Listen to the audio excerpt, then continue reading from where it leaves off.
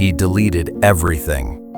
His Instagram, his LinkedIn, his portfolio website he'd spent 4 months building. One by one, at 2 in the morning, he deleted all of it. And when the last one was gone, he sat back in his chair and felt the most terrifying thing imaginable: relief, like he'd just erased himself from the world, and some part of him was glad. This is the story nobody around him knew, and it starts way before that night.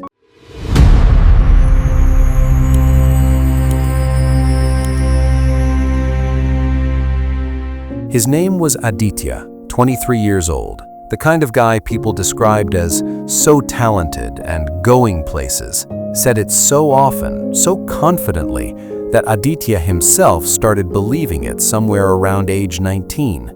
And that belief, that specific unearned confidence, was both the best and worst thing that ever happened to him.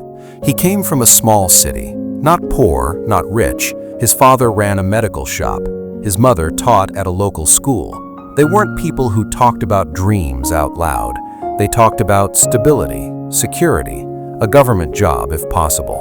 But Aditya was different from the start. He was the kid who stayed up reading about startups at 16, the one who made his school's first digital newsletter, the one who gave a speech at graduation that made 3 teachers cry. He moved to Bangalore at 22 with one bag, a laptop, and the absolute unshakable certainty that he was going to build something. He didn't know exactly what, but he was certain of the feeling, that electric, buzzing, nothing can stop me feeling that lives in your chest when you're young and haven't failed at anything significant yet. He started a content agency, just him and 2 friends from college, Nikhil and Siddharth. They made social media content for small businesses, reels, posts, strategy decks. It was small, but it was growing. In the first 6 months, they'd signed 8 clients. Not big clients, but real ones, paying ones. Aditya was working 16-hour days, and he didn't even notice because it didn't feel like work. He called his father every Sunday. His father would ask how the business was going. Aditya would say, "It's happening, Papa, it's really happening." His father would say, "Good, good," in that careful way that meant he was happy but also still nervous. His mother would get on the phone after and say, "Eat properly, don't forget to eat." Aditya would laugh and say he was fine. He was fine, for a while. Then the cracks appeared. Not dramatically, not all at once. That's the thing about things falling apart. They rarely announce themselves. They just quietly begin. It started with Nikhil. Nikhil had been handling client communication from the beginning, and sometime around month 7, Aditya started noticing things. Replies going late. Clients sounding irritated in emails. One client, a restaurant owner they'd worked hard to sign, messaged Aditya directly and said, "I think we need to talk about whether this is working." When Aditya brought it up with Nikhil, things got tense. It turned into an argument that neither of them fully recovered from. Not a screaming match. Worse, a cold, professional disagreement between 2 people who used to be friends. The kind that leaves a residue. 2 months later, Nikhil left. Said he'd found a full-time job offer he couldn't turn down, wished them luck, and left on a Wednesday afternoon like he was checking out of a hotel. Aditya told himself it was fine, they'd manage. He and Siddharth would split the work. But then 3 clients didn't renew, all in the same month. One of them sent a 2-line email. Another just stopped responding. The third, the one he'd been most proud of, sent a long, detailed message listing everything that had gone wrong over the past few months. Aditya read it 3 times, then closed his laptop and stared at the wall. He started working harder, 18 hours instead of 16. He started taking on tasks he didn't know how to do because he couldn't afford to hire anyone. Video editing, paid ads, SEO. He watched tutorials at midnight and implemented them at 6 in the morning, and the results were mediocre, and he watched more tutorials. Siddharth started getting quiet. He'd go days without bringing up anything beyond the immediate task. One evening, he mentioned almost casually, like it wasn't the bomb it was, that he was thinking about reassessing his involvement in the agency. Aditya didn't sleep that night. By month 11, it was basically just him. Siddharth was technically still there, in the way that a ghost is technically still in a house. The agency had 4 clients left. The savings he'd moved to Bangalore with were almost gone. He'd borrowed 20,000 rupees from a friend 2 months ago and hadn't paid it back. And he hadn't told his parents any of it. Every Sunday, he still called. Every Sunday, his father asked how business was. Every Sunday, Aditya said, "It's going, Papa, getting there." And every Sunday, after he hung up, he sat alone in his apartment and felt something he'd never felt in his life: shame. Not because he was failing, but because he'd told everyone he wouldn't. He'd been the one with the certainty, the speech, the electric chest feeling. He'd been the one people pointed to and said, "That kid is going somewhere." And now he was sitting in a 2-room apartment with a dying business and a borrowed 20,000 rupees, and he couldn't even bring himself to tell the truth to his own father.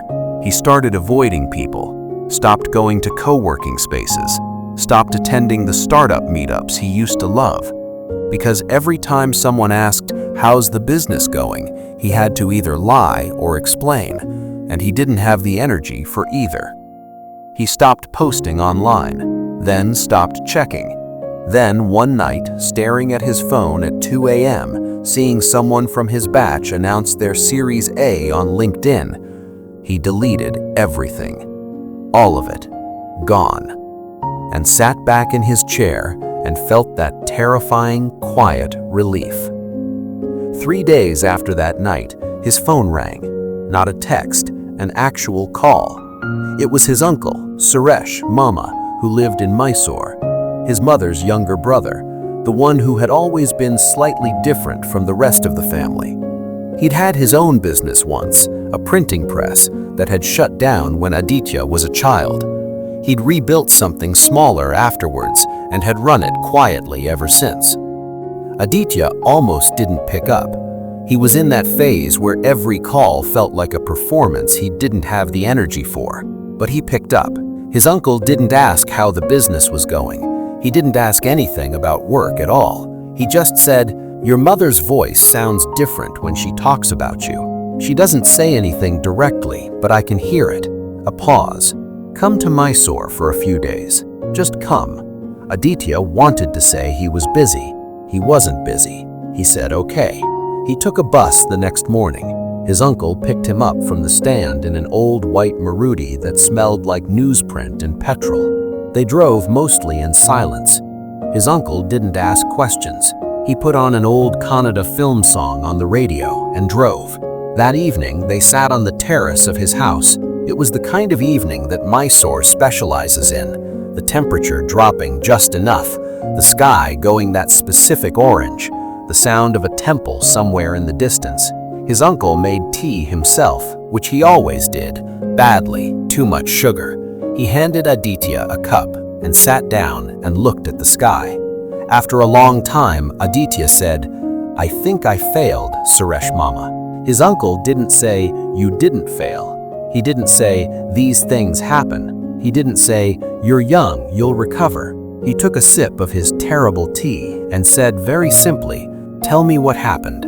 So Aditya told him everything. The clients, Nikhil, Siddharth, the money, the Sunday calls, the lies, the 2 a.m. deletions, all of it. He talked for almost an hour. At some point his voice cracked and he stopped and looked away, and his uncle just waited. When he was done, his uncle was quiet for a moment. Then he said, "You know, when my press shut down, the worst part wasn't the money. You know what the worst part was?" Aditya looked at him. "I'd told everyone it was going to work, so when it didn't, I felt like I had to keep pretending it had. For almost a year, I pretended. And that year of pretending was worse than everything else combined." He looked at Aditya directly. "You didn't fail at business. You ran out of runway. Those are not the same thing." And before you build again, and you will build again, you need to know the difference. Aditya stayed in Mysore for 5 days. He didn't come up with a new plan. He didn't rebuild his portfolio or restart his LinkedIn. He didn't have a montage moment where he trained at dawn and emerged renewed. He just stopped running from it, stopped performing okayness for everyone around him. On the 3rd day, he called his father, his real father, not the version of himself he'd been presenting on Sundays. He sat on the terrace with his uncle's bad tea, and he told his father the truth, that the business had struggled, that he'd lost clients, that he'd been pretending everything was fine because he didn't want to disappoint him. His father was quiet for a long time. Then he said something Aditya had not expected. He said, "I knew something was wrong. 3 months ago, I knew. Your voice changed." Another pause.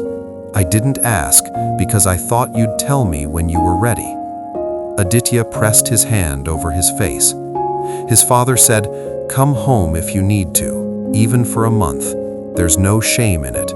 And then, quietly, "I'm proud of you for trying. I was always proud of that."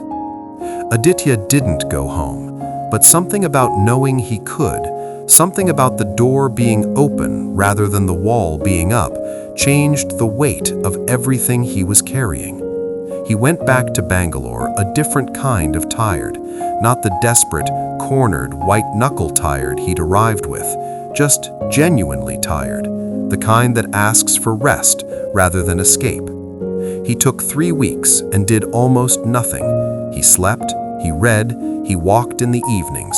He let himself be unproductive without hating himself for it, which was harder than it sounds. Then, slowly, he started working again, but differently. He took one client, just one, a small design studio that needed help with their Instagram. He didn't pitch big. He didn't promise a transformation. He said, "I'll do good work for you, and if it works, we can talk about more." It worked. He took another client, then another. He didn't rebuild the agency, not yet. He worked alone, lean, without the overhead, without the pressure of other people's commitments hanging over him. He was slower this time, more deliberate, less certain, and somehow less certainty made him better at the work, because instead of operating from the assumption that he already knew, he started actually asking, listening, adjusting. 6 months later, he restarted his online presence, not with a big announcement. He just posted one thing, a short, honest reflection about what the past year had taught him. He didn't position it as a comeback story. He didn't brand it as lessons from failure. He just wrote it the way you'd tell a friend, plainly, without performance. It was the most engagement anything he'd ever posted had gotten. People commented not to congratulate him, but to say, "Me too. This is exactly what I went through. I've never seen anyone say it this plainly." He sat and read those comments for a long time. He hadn't gone viral. He hadn't made 1,000,000 rupees. He was still figuring out what the next chapter of his work actually looked like. But for the first time in over a year, he was doing it with his eyes open. He was doing it as himself, the actual version, not the highlight reel one. And that made all the difference. I want to talk about what really happened to Aditya, because the surface version of this story is guy fails at a startup, takes a break, comes back. That's not the real story. The real story is about what hiding does to a person. Aditya didn't break because his business struggled. Businesses struggle all the time. That's almost guaranteed when you're starting out. He broke because he built his entire identity around being the guy who was going to make it, the one with the certainty, the one who gave the speech. And when reality stopped matching that story, he couldn't let go of the story. So he held on to it tighter and tighter while quietly drowning underneath it. That's what the hiding was. Not dishonesty, not weakness. It was the desperate act of someone trying to protect an image they confused with their actual self. And I think most of us do some version of this, maybe not with a business, maybe with a relationship, a college admission, a career path, a version of yourself you showed the world before you were sure of it. And when things start going sideways, instead of saying, "This is hard and I don't know what I'm doing," we go quiet. We perform fine. We answer, "Good, getting there," to every question, because admitting the truth feels like destroying something. But here's what Aditya learned on that Mysore terrace with his uncle's terrible tea. The image was never the thing. It was never what mattered. What mattered, the only thing that ever actually mattered, was the person holding the cup. And no amount of failure can touch that person unless you abandon him, unless you disappear into performance so completely that you forget he's still there underneath. The hiding is always worse than the thing you're hiding. Always. Because when you hide, you fight two wars at once. You fight the actual problem, whatever it is, and you fight the exhausting, endless, soul-draining war of managing what everyone thinks, of keeping your stories straight, of answering "good, getting there" to every Sunday phone call when you're not okay at all. And nobody can win those two wars at the same time. Something breaks. Usually, it's you. But here's what I want you to hold on to from Aditya's story. Here's the thing that I think matters most. He didn't turn things around because he found a better strategy. He didn't turn things around because he read the right book, or watched the right video, or met the right mentor at the right moment. He turned things around the night he stopped pretending. The night he sat on a terrace and said out loud to another human being, "I think I failed." 3 words, said honestly to someone who was safe enough to hear them. That was the actual turning point. Everything else followed from that. The rest was just work, and work is survivable when you're doing it as yourself instead of as a character. There's a version of you right now, maybe, that's holding something heavy and telling everyone it's fine. Maybe it's a job that isn't working, a plan that's unraveling, a dream you've been quietly letting go of while publicly pretending you haven't. Maybe it's something smaller than that, or something much bigger. I don't know your situation, but I know this: the weight of the thing plus the weight of hiding it is more than any person should carry alone. And somewhere in your life there is someone, a parent, a friend, an uncle on a terrace, who would rather hear the truth from you than the performance. Find that person. Tell them. Not to get advice, not to be fixed, just to hear yourself say the real thing out loud. Because there is something that happens when you stop pretending, something in your chest, some knot you've been carrying so long you forgot it was a knot, that just lets go. Aditya deleted his entire online presence at 2 in the morning and felt relief. And then he made a phone call and said the truth and felt something completely different. He felt like himself again. And that, getting back to yourself after you've been lost inside your own performance, that is not a small thing. That is everything. So whatever you're carrying right now, whatever the real story is underneath the one you've been telling, you don't have to keep hiding it. Not from yourself, and not from the people who actually matter. The truth is lighter than the lie, even when the truth is hard, especially then. If this story sat with you today, if something in it felt a little too familiar, do me a favor and hit that like button before you close this tab. It takes 1 second, and it genuinely helps more people find this. And if you want to be here when the next one drops, subscribe and stick around. We tell stories like this every week, real ones, the kind that don't wrap up too neatly. Thanks for staying with me till the end of this video. See you in the next one.